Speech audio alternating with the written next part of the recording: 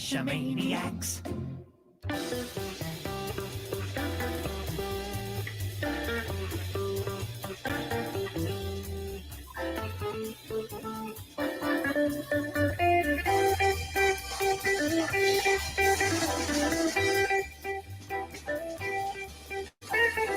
Geo Gearheads. Hey, welcome to Geo Gearheads. This is episode 515. And Daryl, for our astute listeners, maybe somebody can tell that you're not in your normal studio. Now, the viewers shouldn't have a problem.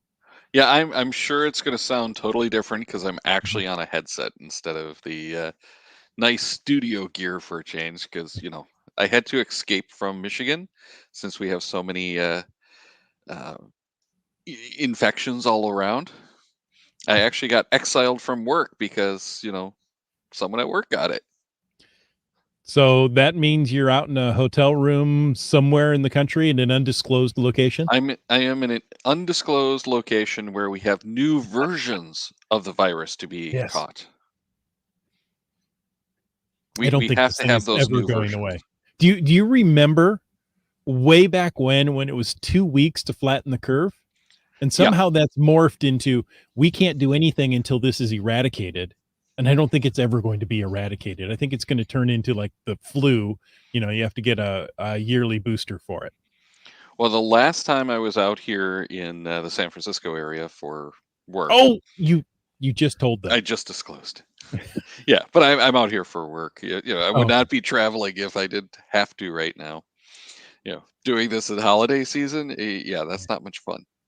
But in any case, last time I was out here, I ran into a virologist down in the lobby, and it was like a week before places started locking down. So it was like that tight. And he was like, oh, yeah, you got to be really worried about this one. Because it really hadn't made its way over here. I think like as I was flying out, they were reporting the first case in San Francisco, which was, of course, at a old folks home. Yes. Yeah. Hey, you know what, though? It's not just about you and me. We've got a guest. Maybe you haven't noticed. And if you're listening, he's been awfully quiet, which is very unusual for this particular I guest. just thought that was the wallpaper.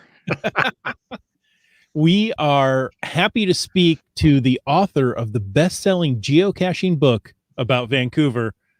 That is the one, the only, the LandMonkey. Hey, Ooh, guys. and it's translucent too. Yeah. Well, when you buy it, you can buy chroma the whole thing, or get 30% off. It's I special thought that was edition. I thought that was the magic window to Vancouver. Well, in the special authors edition, you pay extra for that one. Okay. See, and of course he is the author, so he just has that one. Well, of course. Yeah.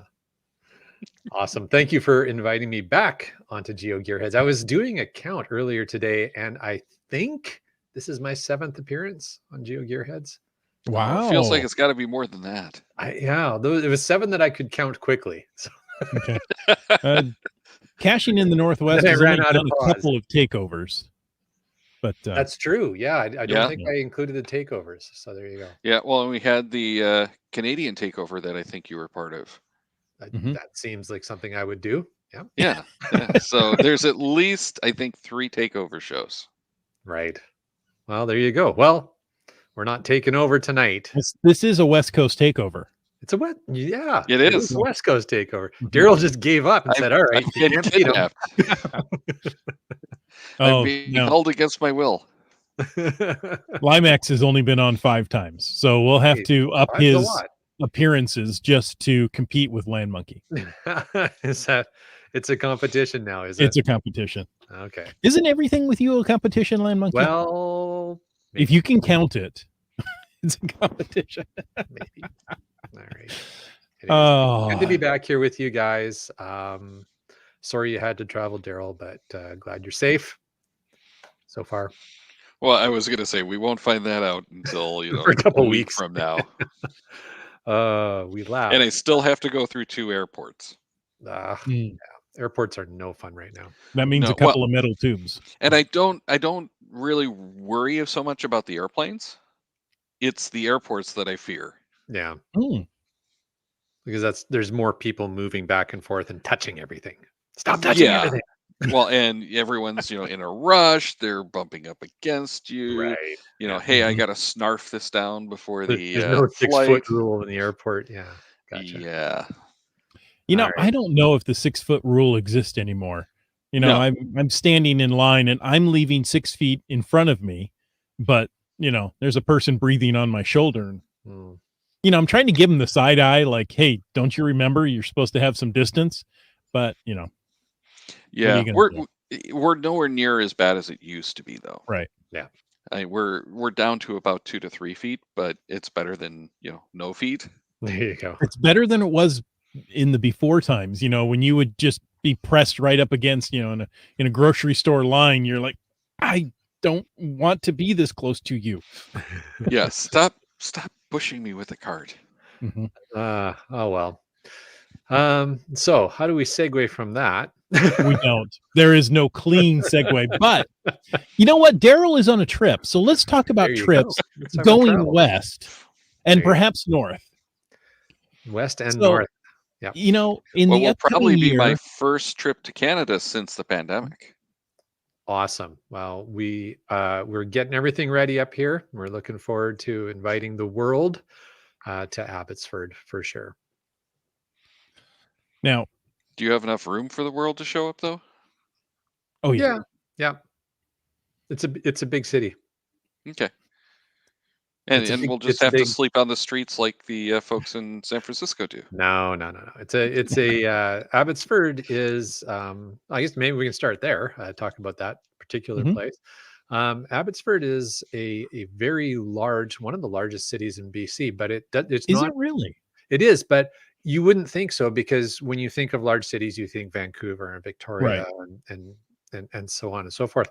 But there is a lot of geography that is part of Abbotsford, but much of it is undeveloped or farmland. So uh, So by land mass, not by population, it's one of the correct, biggest. Okay. correct. Although by population, it's up there in British Columbia for sure. But it's very very nicely laid out city. It's a very well laid Mhm. out city. It does have an international airport, Hmm. so there's that going for it. Now, So, is it an airport they just put the international label on so they could get some tax benefit? no, you can actually get flights Okay. from the U.S. Into the Abbotsford International Airport. Um, Not a lot, though, right? I mean, Mhm. it's kind of like Bellingham Yes. Airport for those who are familiar with the PNW. Most people who are going to be traveling to Southwest British Columbia are going to fly into YVR, the Vancouver Airport. It's the big airport in the region. It's out in the community of Richmond. Um, but it's only an hour drive from Richmond to Abbotsford as well. So um, everything's pretty easy to connect Mhm. to. You said Abbotsford is well laid out. I feel like it's a newer city, right? Where they had some idea of city planning when they Actually, no, no? it's a Okay. pretty. I mean, again, we're talking for British Columbia, right? Does anything No. really that old in British Columbia unless it's First Nations? Like the only stuff that's old in British Columbia is First Nations or like geology. Mhm. Um, the And you just had to slip earth caches in, didn't you? we're gonna go there, buddy. Okay. Don't worry about it. Um, but yeah, in as far as the cities go, Abbotsford is actually quite close to where the first uh, European settlements in British Columbia were, which was Fort Langley, which is in the Mhm. next community over, and that was actually the capital of British Columbia for a period of time. Was Fort Langley, just off the Fraser River. So the Fraser River is the longest river in British Columbia. Arguably the longest river in Canada. I would have to double check that fact, but extremely long river that goes from northern British Columbia all the way down um, into and exits into the Salish Sea down in the Vancouver area. And because that was the main way that the first explorers were coming east to west, they came through. And so there's many major settlements and subsequently communities, subsequently cities along the Fraser River, and Abbotsford is one of them. Nice. It is the longest river in BC. I knew it was the And longest in BC. it is known for having, just because I've been there so many times and I know this area so intimately, that it has 5 species of salmon in it. That would be Chinook, coho, chum, pink sockeye, and steelhead trout. Just off So the top there, of your head, yeah, you missed a major type of fish that is found in the Fraser River, particularly near the mouth of the Fraser River. Hmm. Do you want to guess what it is? No, you It's are gonna big, have looks to like a tell me. dinosaur. A sturgeon. A sturgeon. Mm, The sturgeon fishery in the Fraser River is it's a really? sport fishery. It's not a commercial fishery; it's a sport fishery. But it is. You can book sturgeon fishing adventures. They're a lot of fun, and it's an amazing experience because those fish get up to 6 to 8 feet long. They are They're big fish, huge. They look like you need to beat them over the head with a baseball bat but don't, several times. Oh, okay. because it is the sport fishery. It's catch and release. I know, but I mean, they're just mean looking fish. Really? Yeah. Yeah, they're armored. Come on, they have armor on them. Okay, enough about fish. Okay. There used to be gold gold in the Fraser River. I will say it. I will Fraser. There you go. No Zed. No Zed. Yes, it's along the British Columbia Gold Route, and of course, many people are familiar with the. Well, maybe they're not. I'm not sure, but the listeners to this podcast, the listeners to our podcast, are familiar with the Gold Country GeoTour. But yeah, so if you follow the Fraser River up out of the Fraser Valley, Metro Vancouver area, you get to a group of communities that are collectively referred to as Gold Country. And that's where in the late 1800s, we had a major gold rush up in that area. And there is an amazing geotour, 147 geocaches in that geotour. Used to be 150, which was a lot easier to remember. I had to think, there's some left, some came, where are they at? Yeah. And that has a really cool geotour. One of the cool things with that one is that you can. I see we're having maybe some technical challenges for Daryl there. All right, you still with us, Daryl? I can see you moving. Yeah, I am, but yeah, we're running into the hotel internet issues. Of course, yeah. Yeah, I could hear you guys, but you guys just stopped moving. So just Okay. heads up Oh, that I might end up dropping. we did. We wanted to see if you would notice. I didn't know if that was because you wanted to It's interject if intentional. you had a comment or a question, and we weren't giving you an opportunity to share. No, continue. I'm enjoying too, but if I do drop, you'll know why. Okay. Yeah, so Chris had asked about the Gold Country area. Well, he'd segued me with the mention of gold in them thar hills. In them there Yeah, rivers. in them thar rivers. And so yeah, from a geocacher's perspective, there's a couple of major geotours in the Southwest BC. At least 3 I can think of off the top of my head. I should check a book. I got a book around here that has that in there. Anyways, the Gold Country is the largest, and Gold Country is actually, I believe, arguably the first geotour. Not just in Wouldn't surprise BC, me. not just in Canada. Oh, Because period. I think it's like GT01. I think it is the first geotour. Nice. Yeah. Anyways, so beautiful areas up there and fun to check out. And it was just announced about a month ago in Kamloops at an event I was at up there, which is highlighted in my video that went live this morning. But it was just announced in Kamloops by the Gold Country Tourism Group that they're going to be putting out a new geotour, perhaps. So we're waiting with bated breath to see what comes out, but it should be, the plans are there should be something new out there in time for GeoWoodstock. And since Gold Country is only about 2.5 hour drive out of Abbotsford up the highways, and hey, good news, the highways are going to be like brand new when everybody comes out here because we had to rebuild them all. Yes, that's So, right. They floated away. We are currently rebuilding all the major highway infrastructure right now. They're Highway 5, which is the major connection into the interior BC, is scheduled to be finished by mid-January. All the repair work, and Highway 1 will probably take a little bit longer, but Highway 5 would be the main route up into Gold Country that most people would take. So, Okay. but yeah, all that work is on schedule. Everything will be fixed by the time people come. Well, if you're not aware, there's been a lot of flooding in the northwest of the United States, southwest of Canada, and yeah, a lot of damage has been done. But that's what taxes help pay for. So, yeah, taxes and a lot of volunteers. There's been the community outpouring has been unprecedented, which is awesome. Nice. So, there you mentioned it. We've got a couple of big events coming up this summer. Not this year, next year, 2022. I know we're almost there. Don't come this year. Don't come this year. You've already missed it. Oh, wait, no, you didn't. Funny thing. Nobody missed anything this year or last year. But yeah, so we'll have the HQ celebration in Seattle. Do I have that right? Is it followed then by yes. GeoWoodstock? Yeah. Okay, because it's the other way around. Is it? The other way around.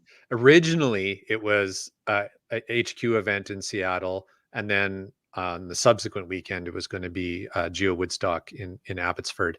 But due to a whole lot of circumstances, we've been working with Brian Roth and Chris Ronan and all the other great folks, Tom and a whole bunch of great folks. I think Annie's really involved in the Annie Love in the planning there at HQ.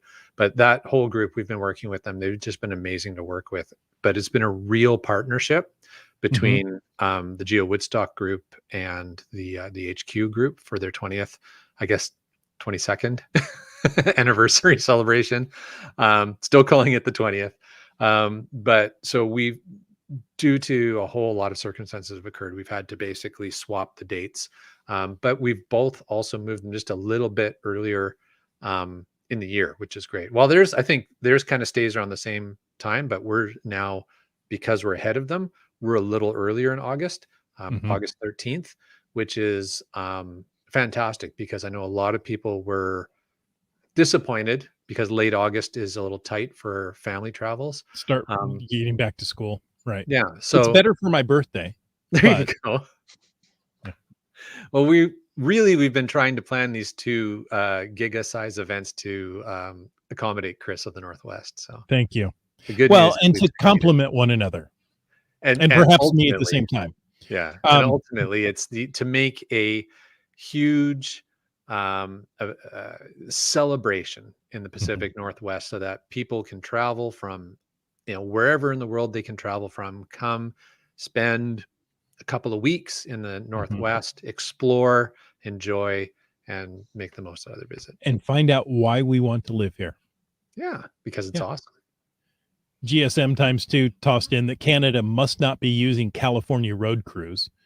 Caltrans would have those repairs completed by August 2030. I got to say, Highways BC and the contractors they're using and everybody who's been involved has been absolutely amazing. And one of the other things, not to belabor the whole disaster scenario that occurred, but you were talking about the floods, and it did flood out a lot of the farmland area of Abbotsford. So that was quite impactful. The drainage is well underway. We're getting things under control for sure. But what was amazing was the community pulling together and getting out and helping rescue livestock and people's people and everything that needed to get out of that area. Obviously people still lost a lot of property and there's a lot of damage. But I think the loss of life if not zero, it is incredibly small number, which was amazing when you see video or photos of what yeah. happened. Yeah, of your new lakes and ponds that you have throughout the area. Well, yeah, Interconnecting. The funny thing is that whole area used to be a lake. It was Sumas Lake, and then it was diked up and drained and turned into farmland, and so it has this natural tendency to turn back into a lake if something happens to the dikes. So it's kind of like think about like Hurricane Katrina. I think for maybe a lot of your listeners, and think about what happened there. It's just there wasn't as much city and as much people where the water went, but it was basically the same kind of scenario. Yeah, and that water came from for a long time. You had a couple of weeks of record rainfall. So yeah, just insane. Anyways, enough about that. So enough about that.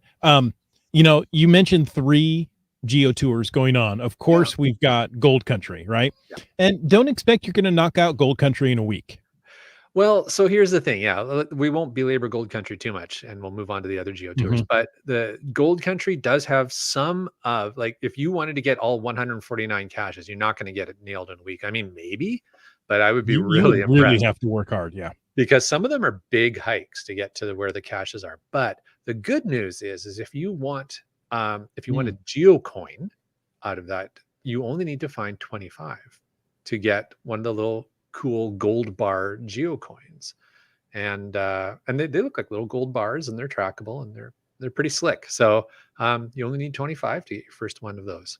So that's good. But yeah, there are some other GeoTours where the airplanes land. Oh, sorry, go ahead. Richmond GeoTour. Yep, where the airplanes land in the city of Richmond. It has a wonderful GeoTour. Yeah. Myself and some of my friends up here assisted with getting that GeoTour out. There's a number of gadget caches. Almost every cache is going to bring you to a pretty interesting location, either from a historical perspective or an arts perspective or a cultural perspective, just natural beauty perspective. I was looking for my coins. Yeah, your City of Richmond GeoTour coins. Yeah, nice. I don't have them sitting in front of me. Nice rewards for that one too. But that one is definitely doable. 1 to 2 days, you could knock that one out and still enjoy it. For those who like to rush their way through GeoTours, you would definitely need a rental car though to do that one.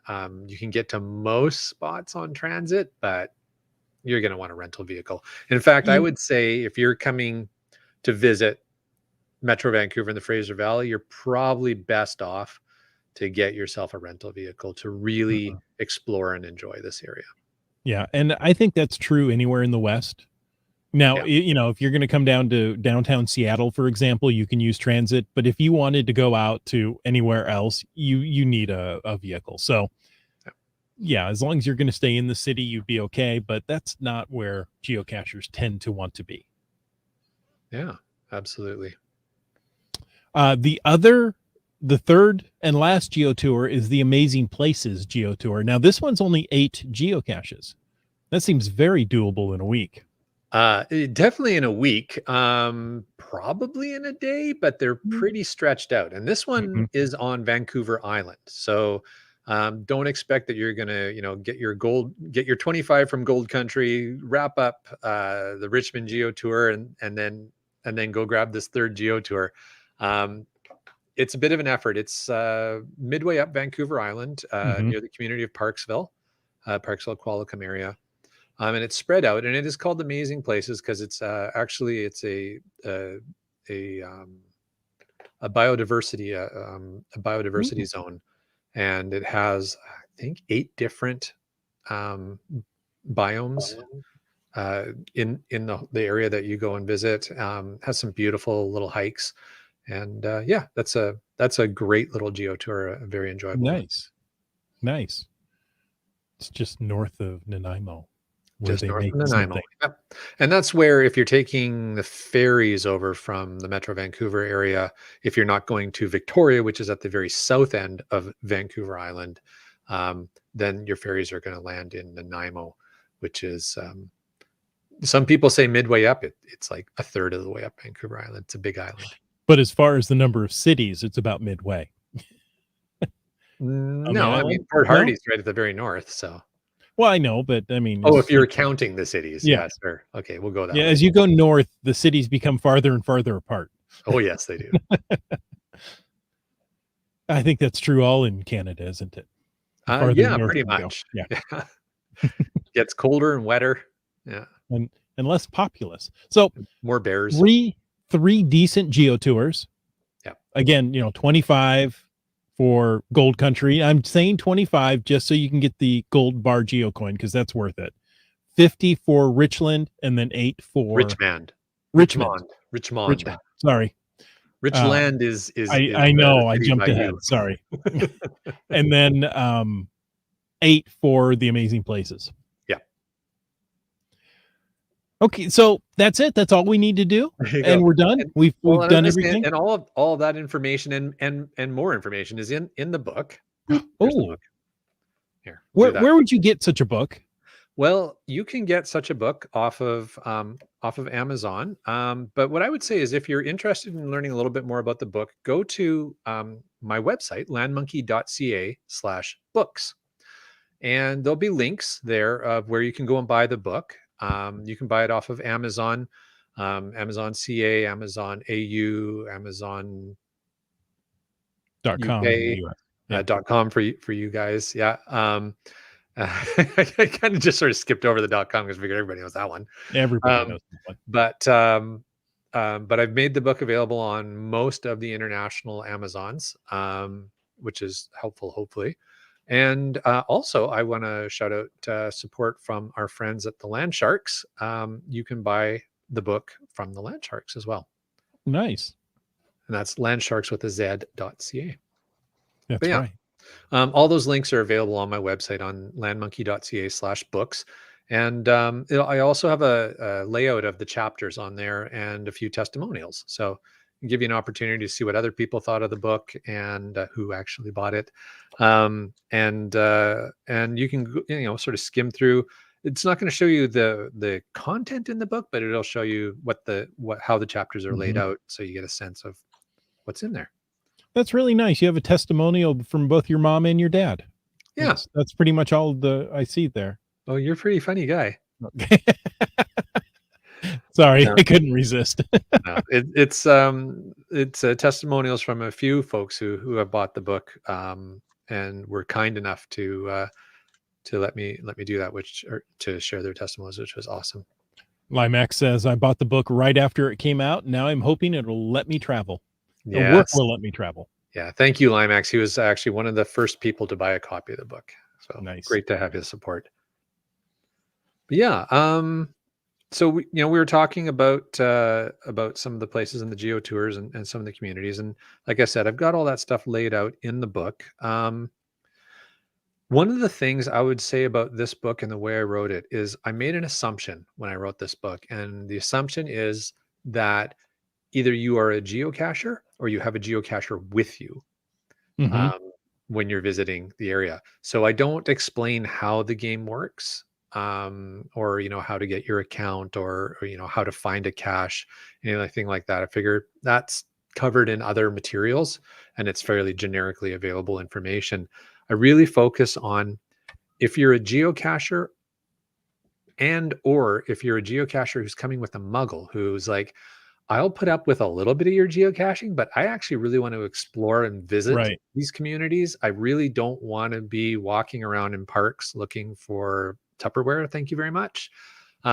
Because many of us have such members of the family.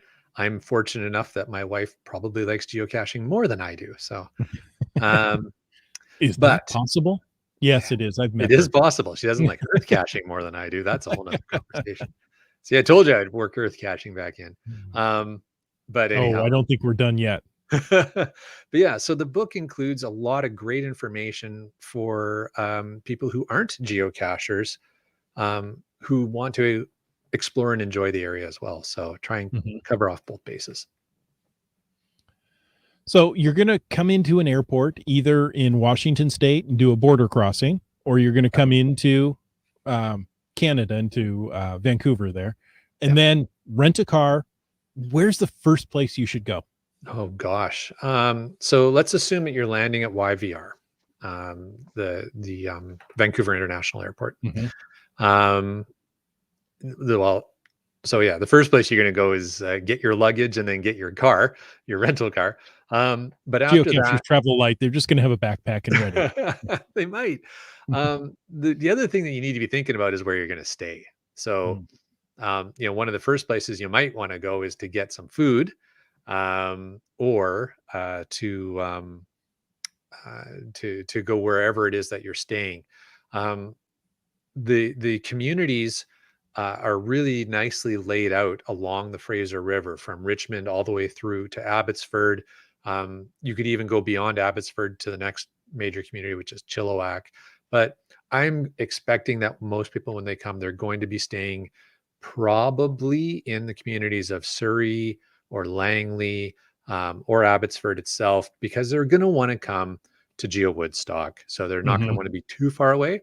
Those are the neighboring communities. All of them have lots of different rental accommodations, whether it's Airbnbs or VRBOs or hotels, motels, huge spectrum of accommodations available.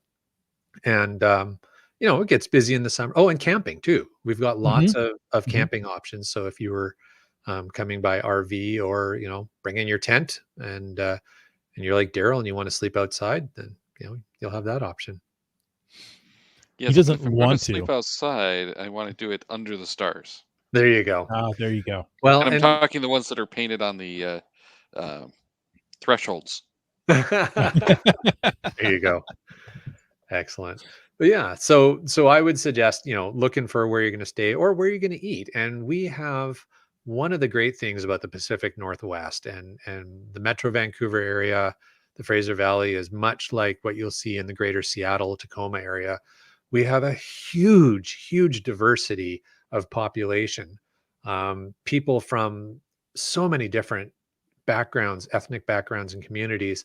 And what that brings is a huge amount of awesome food. So it doesn't matter what you like, you're going to find something that you enjoy. We also have a lot of wineries and cideries and microbrews and distilleries. So, fill your boots, as they say. You're gonna have so many options that you're gonna want to actually think it through. Now, the one thing that I would encourage people to check out is if you like sushi, or if you've never tried it but you're like, okay, I'm gonna try sushi. Coming to the Metro Vancouver area is where you should try it, because we have some of the best sushi in North America you're gonna find in our neighborhood. So I would definitely put that. If you are a fan of Indian food, we have an amazing diversity of Indian food, Thai food as well. Like I said, I could just keep going through the list, right? Like the amount of different wonderful foods available. And not everything has maple syrup on it. But you can probably get maple syrup. Yes, of course you could. Yes. Yes. and as Canadians, we cry maple syrup. So it's in your blood. It is. And okay, so we've gotten off the airplane, we've gotten something to eat, we finally got our hotel room. Okay. We've got an event coming up in a couple of days, but we've got, we're thinking maybe we should do some of these GeoTours or do some other geocaching. Our Muggle spouse wants to go see something, I don't know. I'm thinking a large garden maybe in the area. Yeah. Bouchard Gardens. Well, and again, so Bouchard Gardens is on Vancouver Island. So that would mean that you'd want to plan a day trip over onto Vancouver Island, go visit Victoria, etc. But, if let's take that scenario, you've landed, you got your hotel, you've got your rental car, you've had a bite to eat, you've had a pint, and you're not driving while you're drinking, because you got that all taken care of, because don't do that in Canada. It's not going to end well. No. Or anywhere, but definitely don't do it in Canada. So, for the geocacher, I've got a few sections in the book that are outlined around what I call must-find geocaches. And I kind of went by the criteria of what most people are going to be looking for. So I've kind of got, what are the top 10 overall favorited Mhm. geocaches? What are the top 10 grandfathered caches? So Ooh. virtuals and webcams, and, because some people want to get those grandfathered cache types. Um, I've got the top 10 most accessible Earth caches. Oh, So interesting. so what I did is I said, well, we've got some amazing, absolutely mind-blowing Earth caches in this region, but some of them are tough to get to. They're like a Mhm. full day hike to get into it. So what I said is, okay, of the ones that you can almost park and grab, ones that you can get within a reasonable few hundred-meter walk distance to, um, but are still really like, what are the 10 most interesting Earth caches that would fit that criterion? So I've got those. um, the top 10, what else do I have in here? Top 10 puzzles or mystery Mhm. caches, the Mystery most caches. popular ones.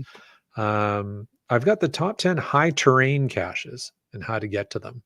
So And you've got some inside knowledge there. If you wanna go get these, yes. you're making it a little bit easier? And in fact, with every single one of those caches that I have in the top 10 lists, every single one, I have what I've called LandMonkey's notes. I don't know if this is going to translate well onto the video here, but you can see I've given, there we go.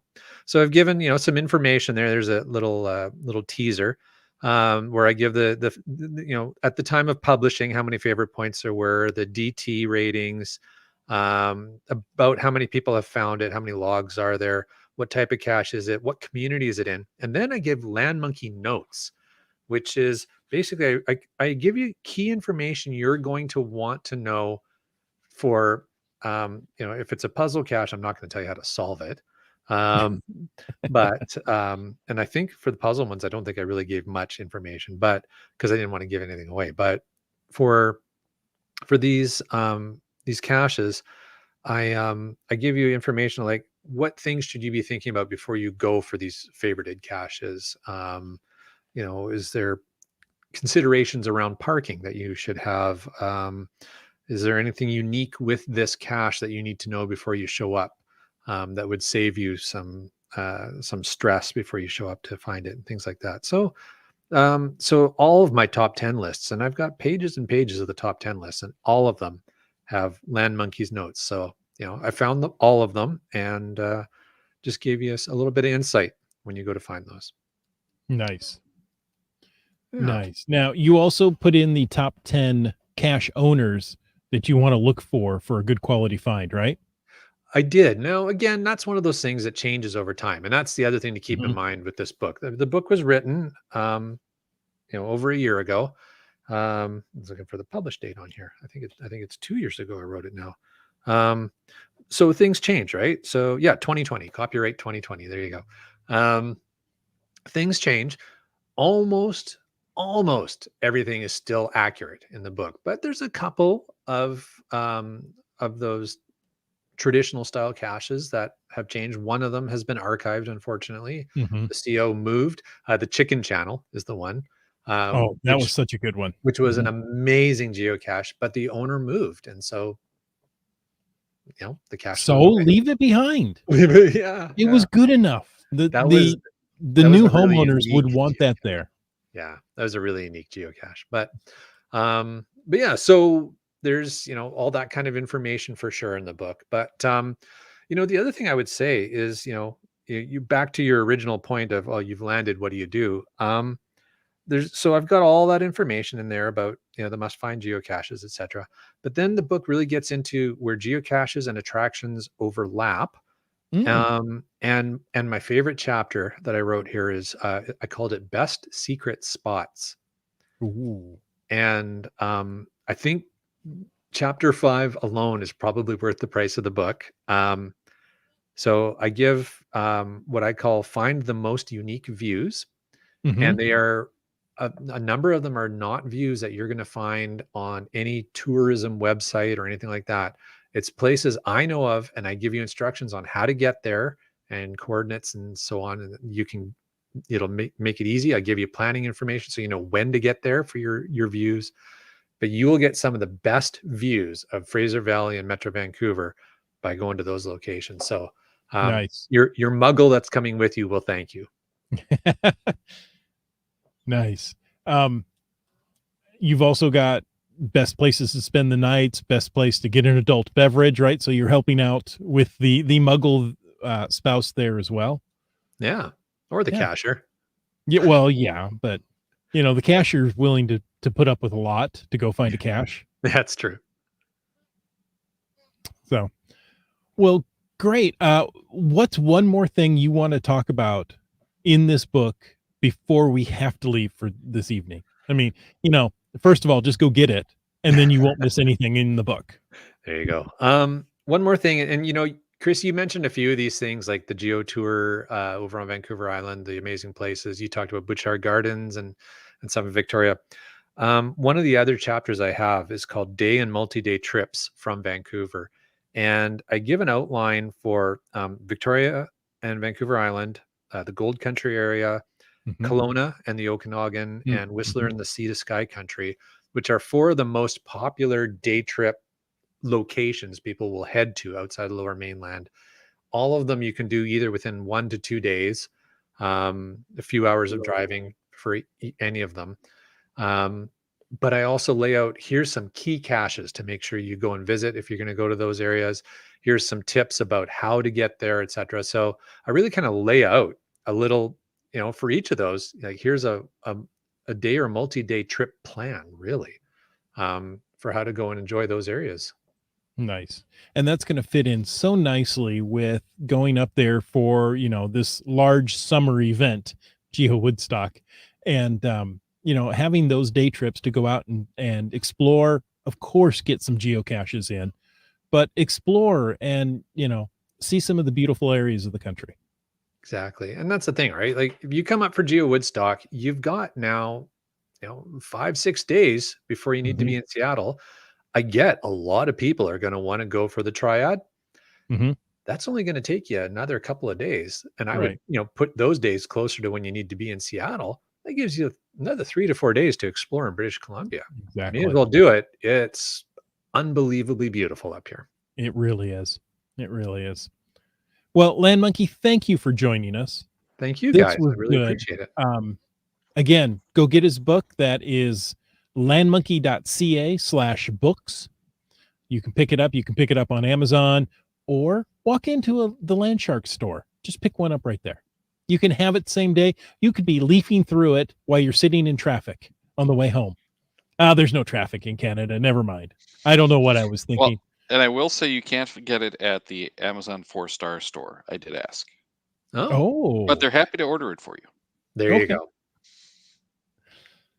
Nice. And folks, we want to make sure that you check out the Cachemaniacs website at cachemaniacs.com for more on the Geo Gearheads, including show notes for this and all of our episodes. We love hearing from our listeners, so leave us feedback by emailing geogearheads@cachemaniacs.com or through the many channels of social media. Your support helps keep the Cachemaniac shows coming. Please consider becoming a patron through the link on our website to support the Cachemaniac shows. Geo Gearheads is produced by Chris Umfenauer and Darryl Wattenberg. The show's copyright 2021 by Darryl Wattenberg. All rights reserved.